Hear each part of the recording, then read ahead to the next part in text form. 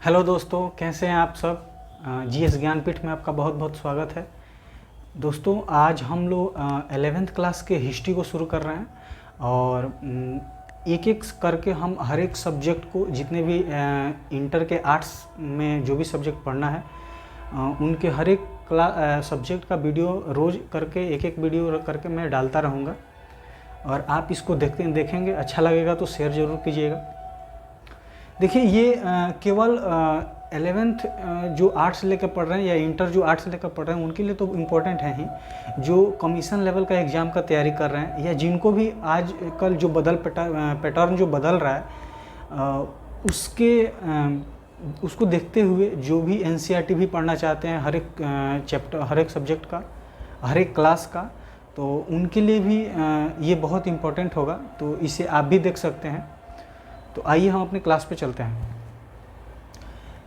देखिए, चैप्टर है समय के शुरुआत से, इसको हम लोग देखते हैं। कोशिश करेंगे कि आज 70% इस चैप्टर का ख़त्म हो जाए। जो भी थोड़ा बचेगा उसको हम लोग कल सेकेंड वीडियो में इसको देख लेंगे। जैसे कि आप सभी को पता होगा कि पृथ्वी का जिस प्रकार से उत्पत्ति होता है, मानव का भी उत्पत्ति एक बंदरों के प्रजाति से हम लोग बदलते हुए जो होमो सेपियंस है, जो हम लोग आधुनिक मानव हैं, इस रूप में हम लोग आए हुए हैं। जैसे पृथ्वी अपने भौगोलिक ढांचा में पृथ्वी का बदलाव आता है, समय जैसे जैसे परिवर्तन होता है, आपको क्लाइमेट परिवर्तन होता है, वेदर परिवर्तन होता है, वैसे वैसे जैसे आपको पढ़े होंगे कि पेंजिया, पैंथलासा, फिर उसके बाद 7 महाद्वीपों में टूट जाना, 5 महासागरों में टूट जाना, उसी के अनुसार से जो मानव के शरीर में बदलाव आता है, फिजिकल बदलाव आता है, जो शारीरिक रूप से आता है, मानसिक रूप से आता है, इसका भी कहीं एक क्रमवार तरीका है। इसको हम लोग इस पहले चैप्टर में देखने वाले हैं कि कैसे मनुष्य का एक जो खानाबदोश मनुष्य थे, आदि मानव थे, जो असभ्य मानव थे, उनसे आज हम लोग ये सभ्य मानव, जो आधुनिक मानव, जिनके पास दिमाग है, जो चिंतनशील हैं, वो इस यहाँ तक का जो सफ़र रहा वो कैसे कैसे परिवर्तन करता है और हम लोग किस प्रकार से एक एक जोन से हम लोग बदलते हुए यहाँ तक हम लोग पहुँच गए। तो उसी को देखना है। ये पहला चैप्टर का जो थोड़ा मोड़ा जो आपको थ्योरी है यही है। तो आज हम लोग हमारे जो पूर्वज थे, कहा जाता है कि वो बंदरों से हम लोग आते हैं। इसके साइंटिफिक प्रमाण भी मिल चुका है। तो जैसे जैसे जो 460 लाख करोड़ साल पहले जैसे पृथ्वी आती है, पृथ्वी का क्या होता है, उत्पत्ति होता है, पृथ्वी में भी परिवर्तन आता है, पृथ्वी में भी बदलाव आता है। उसी प्रकार जैसे पृथ्वी में बदलाव आता है, पृथ्वी के क्लाइमेट मनुष्यों के या जो हमारे मैमल्स थे, स्तनधारी थे, उन स्तनधारियों के अनुकूल होता है, वैसे वैसे मनुष्यों की उत्पत्ति होती है और मनुष्यों के पुराने प्रजाति की उत्पत्ति होती है। और इनके उत्पत्ति होने के साथ साथ उनमें थोड़े थोड़े बदलाव आते हैं। जैसे पहले मनुष्य कहाँ रहते थे? पहले मनुष्य जो रहते थे वो पेड़ पर रहते थे। उनका जो हमारा हाथ है वो भी उनके पैर के समान ही वो प्रयोग करते थे। वो 4 पैरों से चलने वाले होते थे। फिर वो क्या होता है, धीरे धीरे मनुष्य में बदलाव आता है। जो पेड़ पर रहने वाले जो मैमल्स थे, जो स्तनधारी थे, वो अब कहाँ आ जाते हैं? अब आ जाएंगे आपको ज़मीन पे। और ज़मीन पर आने के बाद क्या हो जाते हैं? फिर जो झुक के चलते थे, जो 4 पैरों से जैसे ऐसे चलते थे, उनमें क्या होता है, धीरे धीरे जब ज़मीन पे आते हैं, जो ज़मीन पे चलना शुरू करते हैं, तो थोड़ा सा उनके शरीर में क्या होता है, बदलाव आता है। और इस बदलाव से क्या होता है कि वो क्या होते हैं, थोड़े से सीधे हो जाते हैं।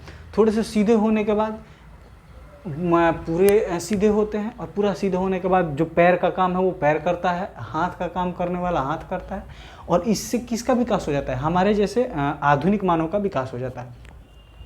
तो इसी थीम को, इसी थ्योरी को हमको पूरा पढ़ना है कि किस प्रकार जो मनुष्य जो थे, जो सीधे खड़े नहीं हो पाते थे, उनको क्या कहा जाता था। जो सीधे खड़े हो जाते थे उनको क्या कहा जाता था। जो आधुनिक मानव हैं उनको क्या कहा जाता है। तो एक थोड़ा सा इंट्रोडक्शन पहले मैं आपको दे देता हूँ सब चीज़ें। अच्छा, ये जो था, जिस प्रकार से अब जैसे जैसे पृथ्वी में बदलाव आता है, उसी प्रकार कैसे आता है, मनुष्य में भी बदलाव आता है। मनुष्य में बदलाव आता है मतलब जो मनुष्य जानवर बंदर के रूप में थे, वो धीरे धीरे परिवर्तन होकर आधुनिक मानव के रूप में आते हैं। अच्छा, इसी क्रम में आपको विकास होता है किसका, किसी शहर का, समाज का। इसका कैसे विकास हो जाता है, जैसे देखिए कि अगर हम जब मनुष्य पेड़ पर रहते थे तो उनका कोई एक फिक्स जगह तो था नहीं जहाँ उनको जिस प्रकार उनका भोजन मिलता था, जैसे मिलता था वहाँ चले जाते थे। जब वो ज़मीन पे आते हैं तो थोड़ा थोड़ा क्या होता है, उनके खाने योग्य जैसे फल मूल का कोई खोज हो जाता है, वो खाने लगते हैं। तो जिस क्षेत्र में फल मूल की अधिकता ज़्यादा होती है वहाँ क्या होता है, वहाँ जो इस प्रकार के मनुष्य रहते हैं वो वहाँ उनकी संख्या बढ़ती है। वहाँ संख्या बढ़ने से क्या होता है, एक लोगों का समूह बन जाता है। उसी प्रकार धीरे धीरे क्या होती है, आग का खोज हो जाता है। आग के खोज होने के बाद खेती की खोज हो जाती है। खेती के खोज होने के बाद क्या होता है कि मनुष्य अस्थायी हो जाता है। जैसे अब जहाँ आप खेती करते हैं, जहाँ आपका खेत है, वहाँ आपका घर बन जाता है। अच्छा, घर बनने के बाद क्या हो जाता है, एक अस्थायी आवास हो जाता है। उस आवास में आपके जो वंशज आते हैं उनके क्षेत्र में बसने लगते हैं। वो आपकी खेती करने वाला जगह आपके बगल में रह जाता है। ये ऐसे ऐसे करके बहुत सारे जो स्तनधारी थे वो एक साथ एक जगह पे रहने लगते हैं, जिससे एक गांव का निर्माण हो जाता है। धीरे धीरे जब विकास होता है उन्हीं मानवों में थोड़ा सा जब विकास होता है तो एक शहर का निर्माण हो जाता है। तो इसी प्रकार क्या होता है, देख रहे हैं कि एक समाज का, एक जगह का भी निर्माण हो रहा है, एक शहर का भी निर्माण हो रहा है। वही चीज़ यहाँ पे लिखा हुआ है कि जब शिकार करते थे, जंगल में रहते थे तो अस्थायी रूप से रहते थे। फिर क्या होता है कि जानवरों धीरे धीरे क्या होते हैं कि अस्थायी रूप से बसना शुरू करते हैं। फिर जानवरों को क्या करते हैं, पालतू बनाना शुरू करते हैं।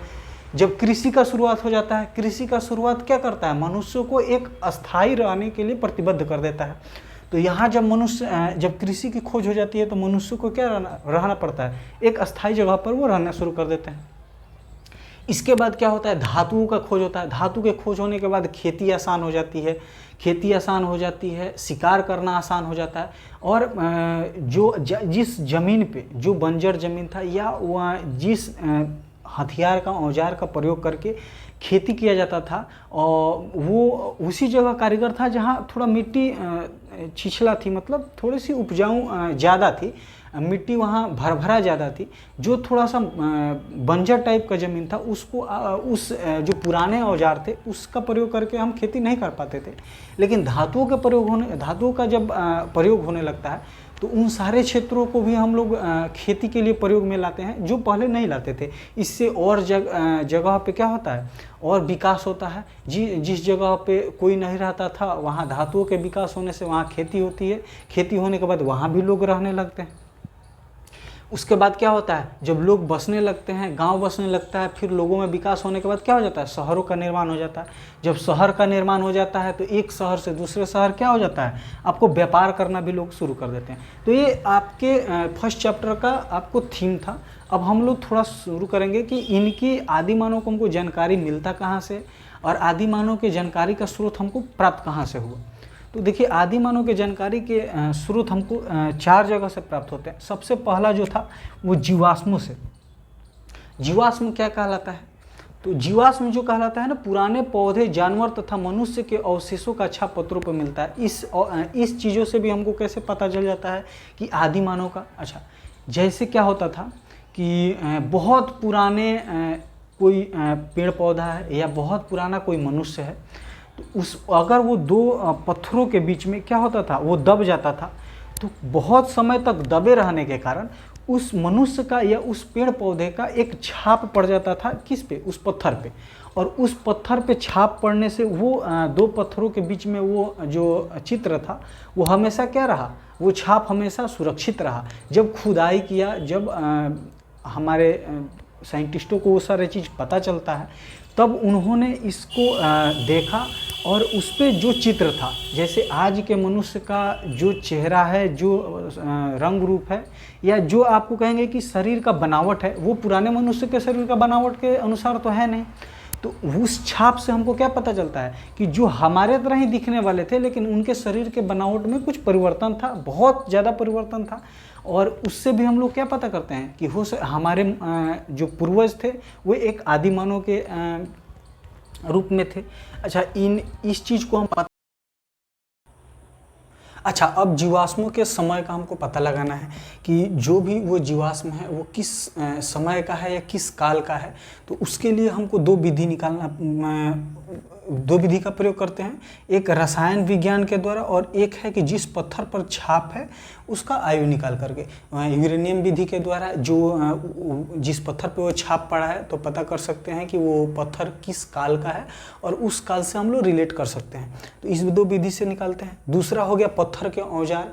उस समय जो आदि मानव के द्वारा औजार प्रयोग किए गए वो खुदाई के द्वारा उनसे प्राप्त हुआ, तो उनसे उस औजारों के द्वारा भी हमको पता लगा कि आदि मानव की जो मौजूदगी थी वो थी।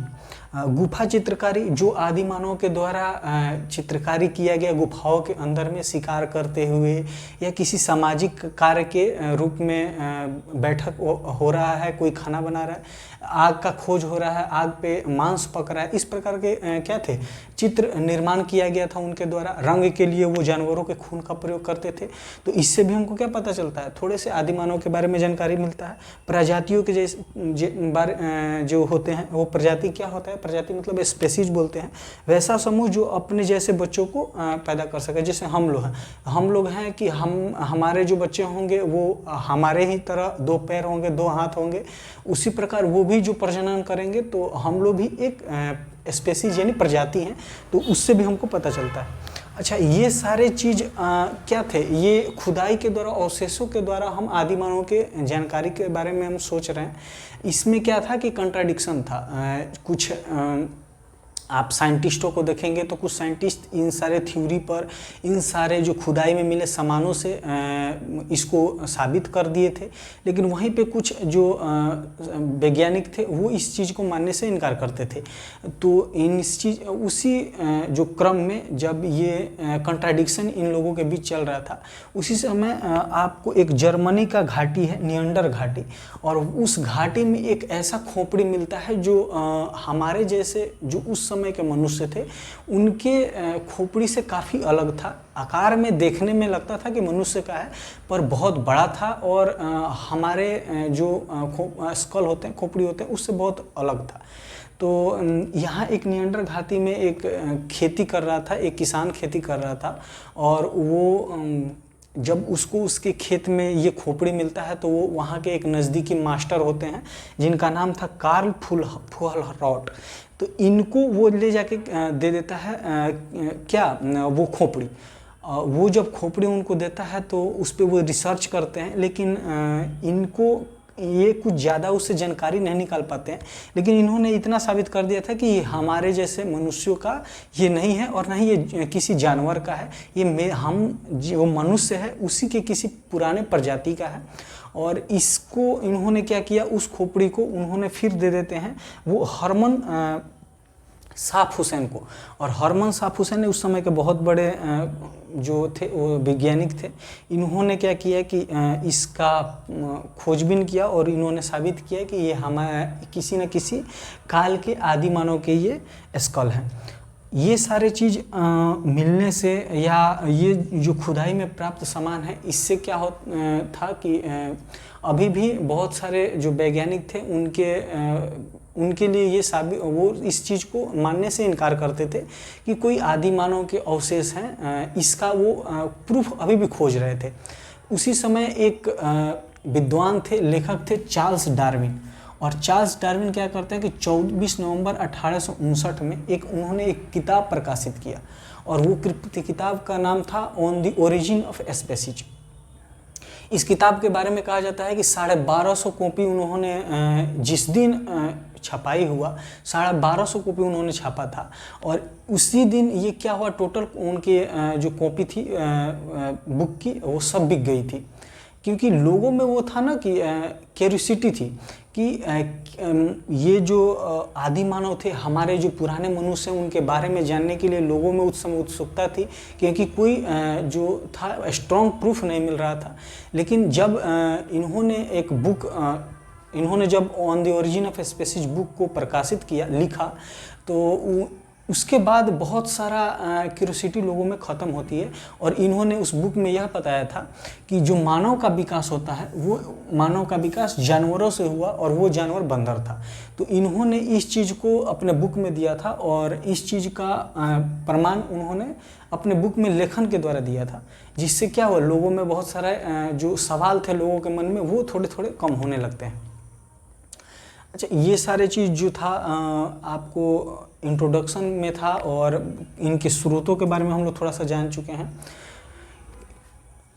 ये जो आपको फर्स्ट चैप्टर है, वो ज़्यादा आपको देखने को मिलेगा कि ये आपको ज़्यादा रटने वाला चीज़ है, इसमें कोई थ्योरी वाला चीज़ नहीं है। तो इसको कोशिश करेंगे कि अच्छे से याद करें। इसमें आपको ज़्यादा समझने से ज़्यादा अच्छा होगा कि ज़्यादा आप याद करेंगे।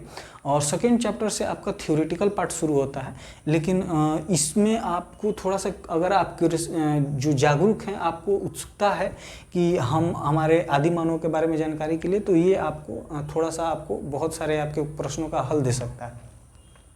अच्छा, अब तो ये सारे चीज़ तो अभी चल रहा था।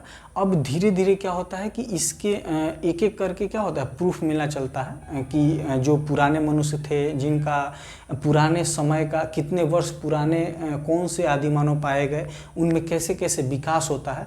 तो उसी को हम लोग देखते हैं कि हमारी उत्पत्ति कैसे होती है, किस प्रकार से हम लोग आज इस आधुनिक मानव के रूप में हम लोग खड़े हैं।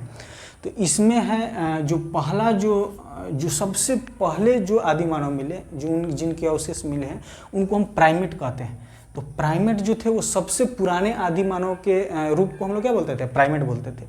ये क्या थे, स्तनधारी, मतलब जो हम लोग मैमल्स हैं, जो क्या करते हैं, प्रजनन करते हैं, उनको क्या बोलते हैं, स्तनधारी। और ये स्तनधारियों के बड़े समूह थे। सबसे पहला जो समूह था, वो आपको याद रखना है कि प्राइमेट्स था। ये लगभग 360 लाख वर्ष पूर्व इसका जो अवशेष मिलता है, वो 360 लाख वर्ष पूर्व का काल इनका बताया जाता है, प्राइमेट्स का। इनके शरीर पे क्या थे, इनके शरीर पे बड़े बड़े बाल रहते हैं, स्तन ग्रंथियां रहती हैं, और गर्भ धारण की अवधि इनकी लंबी रहती है। जैसे आज के गर्भ धारण की अवधि 9 महीना है ना, तो उससे इनकी अवधि क्या थी, बहुत लंबी थी। इनके शरीर पे बड़े बड़े बाल होते थे, और ये किस रूप में थे, एक बंदर के रूप में ही थे, लेकिन उस समय वो बंदर नहीं कहे जा सकते थे। तो ये जो सबसे पुराने, जो सबसे पहले जो हमको स्तनधारी मिलते हैं, वो प्राइमेट्स मिलते हैं, और इनका जो समय काल था वो 360 लाख वर्ष पूर्व था। इस प्राइमेट्स को भी अब हम 2 भाग में बांटेंगे, और एक आएंगे होमोनोइड्स और दूसरा आएगा होमोनिड। तो प्राइमेट्स जो थे वो 360 लाख वर्ष मिले, लेकिन जब इनके काल में, जब इन प्राइमेट्स में भी कुछ कुछ बदलाव आते हैं, तो उनके उस काल के समूह को भी हम लोग 2 भाग में बांट देते हैं, और 2 भाग में बांटते हैं, होमोनोइड्स और होमोनिड। और होमोनोइड्स जो थे, जब 240 लाख साल पूर्व के जो अवशेष मिलते हैं, उनको बोलते हैं हम होमोनोइड्स, और होमोनिड को बोलते हैं 56 लाख साल जो पूर्व थे। तो इन दोनों, ये निकले हुए हैं प्राइमेट्स से ही, ये प्राइमेट्स के ही ग्रुप के हैं। तो आप देखेंगे कि जो इनके जो अंदर विशेषता है, कहीं ना कहीं थोड़ा थोड़ा ना विशेषता इन दोनों में होगा, लेकिन थोड़े से सुधार के साथ। जैसे देखिएगा कि यहाँ पे होमोनिड्स में क्या होता है, मस्तिष्क इनका थोड़ा सा छोटा हो जाएगा इनके अपेक्षा में। इनकी शिशु के विकास की अवधि लंबी ही रहेगी, क्योंकि इनमें भी क्या था, लंबा मतलब अवधि था। और इनके भी विकास में क्या था, इनके भी शिशु का जो गर्भ धारण का अवधि थे, लंबा था। तो थोड़ा थोड़ा कहीं ना कहीं कॉमन चीज़ इन लोगों में मिलेगा, लेकिन कुछ बदलाव के साथ। जैसे इनमें क्या था, इनमें पूंछ पाया जाता था, इनमें पूंछ पाया जाता था, लेकिन होमोनोइड्स में क्या थे, पूंछ खत्म हो गया था। तो इस काल के जो मनुष्य थे, उनमें क्या थे, पूंछ खत्म हो चुके थे, और 4 पैरों के बल अभी भी ये चलते थे। तो आप इसको पॉइंट वाइज मैंने लिख दिया है, आप इसको बढ़िया से नोट्स बना के याद कर लेंगे कि इनमें बस थोड़ा सा अंतर क्या था कि इनमें जो पूंछ पाया जाता था, इनमें क्या हो जाता है, पूंछ खत्म हो जाता है। तो इनका जो समय काल था 360 लाख वर्ष पूर्व था, और इनका 240 लाख वर्ष पूर्व। अब आते हैं हम होमोनिड के बारे में। होमोनिड के क्या था, इनकी अपेक्षा में मस्तिष्क क्या हो जाता है, थोड़ा सा बड़ा हो जाता है। ये सीधे खड़े होकर 2 पैरों के बल चलने लगते हैं। जैसे जब 4 पैरों के बल क्या थे, ये जो होमिनाइड्स थे वो 4 पैरों के बल चलते थे, लेकिन इनके पूंछ खत्म हो चुके थे। अब ये क्या होता है, थोड़ा सा और विकास होता है और 4 पैरों के जगह पे अब कहाँ चलने लगते हैं, 2 पैरों के बल चलने लगते हैं, थोड़ा सा सीधे खड़े होकर चलने लगते हैं। मस्तिष्क में इनका थोड़ा बदलाव आता है, जहाँ होमोनिड्स के मस्तिष्क छोटे होते थे, इनके क्या हो जाते हैं, बड़े हो जाते हैं। इनके हाथ विशेष किस्म के होते थे जिसके सहारे ये हथियार बना सकते थे तथा इस्तेमाल कर सकते थे। अब इनके हाथों में उनके जो क्या करते हैं, जब 2 पैर पे जब चले आते हैं तो हाथों का इस्तेमाल होने लगता है। उस समय जो उनके हाथ थे वो पैर के समान ही चौड़े चौड़े होते थे, तो उससे वो क्या करते थे, कभी उसको अपने औजार के तरह भी प्रयोग कर लेते थे और कभी कभी उससे आसान हो गया कि औजारों को नुकीला कर सकते थे, आसानी से कोई सामान हाथ में पकड़ के एक जगह से दूसरी जगह ले जा सकते थे। तो ये सारी चीज़ उनके हाथों का इस्तेमाल अब शुरू हो जाता, मतलब होमोनिड जो प्रजाति थे वो हाथों का इस्तेमाल करना जान चुकी थी और शुरू भी कर चुकी थी। तो इन दोनों में थोड़ा सा आप अंतर देख लेंगे, अंतर याद कर लेंगे, पॉइंट वाइज है और इसका आप नोट्स बना लेंगे स्क्रीनशॉट लेके अच्छे से। अब क्या होता है, ये तो आपको पता चल गया कि अब 360 लाख वर्ष प्राइमेट थे। प्राइमेट 2 भाग में बढ़ते हैं, जिसमें होमोनिड आ जाती है 240 लाख वर्ष पूर्व और होमोनिड जो आती है वो 56 लाख वर्ष पूर्व। अब इस होमोनिड जो प्रजाति है ना, वो प्रजाति के ही हम लोग हैं। अब इस प्रजाति में जो बदलाव आएगा, होमोनिड में जो बदलाव आएगा, वही थोड़ा थोड़ा विकसित होकर हम क्या बनेंगे, होमोसेपियंस बनेंगे। तो होमोनिड को अब हम लोग 2 भाग में बांटते हैं, जिसमें एक होता है आपको होमो और दूसरा होता है ऑस्ट्रेलोपिथेकस। ऑस्ट्रेलोपिथेकस आपको इसी समय का जो होमोनिड का समय था, उसी समय थोड़ा सा जब परिवर्तन होता है, उसी परिवर्तन के साथ क्या आ जाता है, ऑस्ट्रेलोपिथेकस।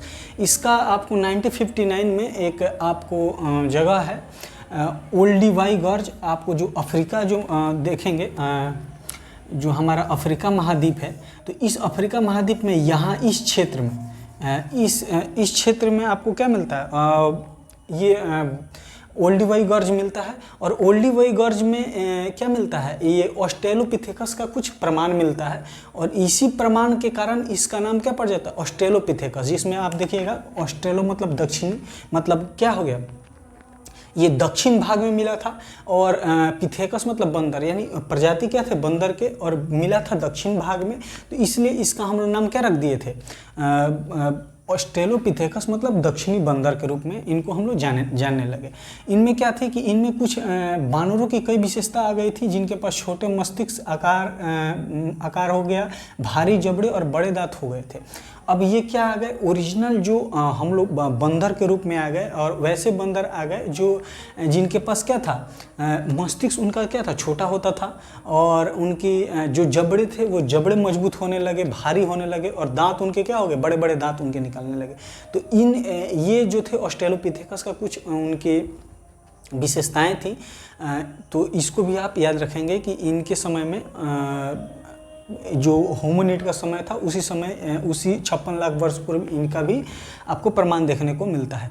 अच्छा, इसके बाद ऑस्ट्रेलोपिथेकस और होमोनिड का एक और भाग आता है आपको होमो, और इस होमो का जो आपको इसका जो प्रमाण मिलता है वो 25 लाख वर्ष पूर्व मिलता है और इनके पास क्या हो जाता है, मस्तिष्क थोड़ा सा और बड़े हो जाते हैं, जबड़े बाहर की ओर कम होते हैं और छोटे दांत हो जाते हैं। मतलब जब दांतों का प्रयोग केवल मांस खाने के लिए नहीं, जब खेती वगैरह होना शुरू हो जाता है, जब आदमी खाने लगता है, तो देखिएगा कि क्या हो जाता है कि वो जो दांत मांस फाड़ने का काम आता है, धीरे धीरे वो परिवर्तन होकर छोटे छोटे दांतों में परिवर्तन हो जाता है। इनकी मस्तिष्क की आकार क्या हो जाती है, बड़ी हो जाती है और ये बाहर की जबड़े जो थे वो बाहर की ओर कम, ज़्यादा बाहर न निकल के थोड़ा सा अंदर की तरफ धंसते जाता है। ये होमोसेपियंस जो होमो थे, होमो का जो विशेषता था वो था। अच्छा, इस होमो में अब इन्हीं जो होमो थे, इसी में थोड़ा सा सकारात्मक मैंने पॉजिटिव चेंज आता है, सकारात्मक परिवर्तन आता है और इसी सकारात्मक परिवर्तन के साथ हम होमो को 3 भाग में बांटते हैं, जिसमें अब ये होमो क्या करेंगे, धीरे धीरे सीधे होते हुए धीरे धीरे इनके मस्तिष्क के आकार में परिवर्तन होते हुए दिमाग विकसित होने लगता है और यही होमो धीरे धीरे बदल के क्या बन जाएगा, होमो सेपियंस, जो हम लोग खुद हैं। इसमें आपको एक आएगा होमो हेबिलस, होमो इरेक्टस इरेक्टस और होमो सेपियंस। होमो हेबिलस थे जो औजारों का औजार निर्माता थे, मतलब उस समय क्या करते थे, औजार निर्माण करके आपको शिकार करना, मांस वगैरह खाना, ये किसका काम होने लगा, होमो हेबिलस का। उसके बाद आते हैं होमो इरेक्टस। होमो इरेक्टस मतलब क्या, वो इरेक्ट मतलब सीधा होना, तो होमो इरेक्टस क्या हो गया, जब होमो क्या हो गया, इरेक्ट हो गया मतलब सीधा हो गया, तो उन्हीं को क्या बोलते हैं, होमो इरेक्टस। तो होमो इरेक्टस जो सीधे खड़े होकर चलने लगे, होमो इरेक्टस बोलने लगे। होमो हेबिलस जो औजार निर्माता थे उनको होमो हेबिलस बोलने लगे। और होमो सेपियंस जो हम लोग हैं, जो चिंतन कर सकता है, जो क्या कर सकता है, किसी चीज़ को सोच समझ सकता है, तो उसको हम लोग क्या बोलने लगे, होमो सेपियंस। तो होमो सेपियंस जो चिंतनशील मनुष्य, इनका जो देखिए 18 लाख वर्ष पूर्व इसका क्या मिलता है, प्रमाण मिलता है।